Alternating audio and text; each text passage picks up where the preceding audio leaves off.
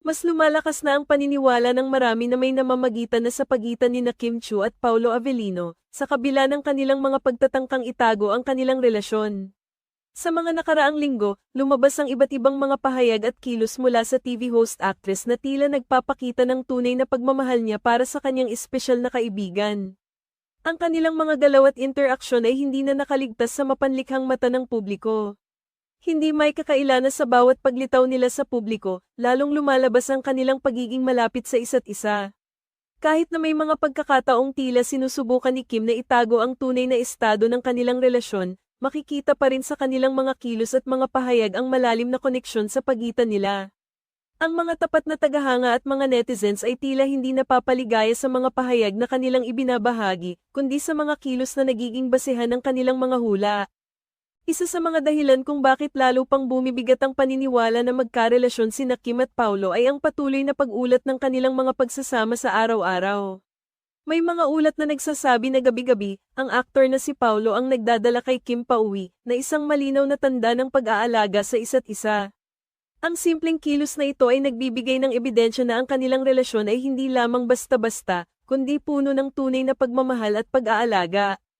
Dahil dito, ang mga pagtatangkang itago ni Kim ang kanilang relasyon ay tila nagiging malabo at hindi kapani-paniwala sa mga mata ng publiko.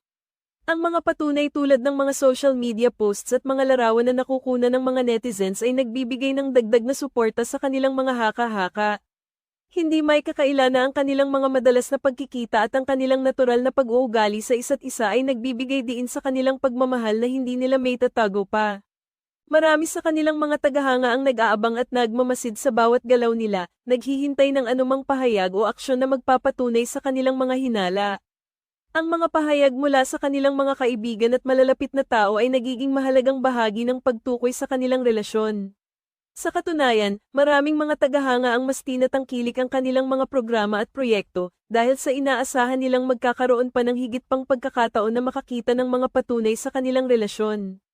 Ang ganitong mga sitwasyon ay hindi bago sa mundo ng showbiz, ngunit ang tindi ng panghuhusga at atensyon ng publiko sa kanilang relasyon ay nagpapakita ng antas ng interes at pagkabahala ng kanilang mga tagahanga.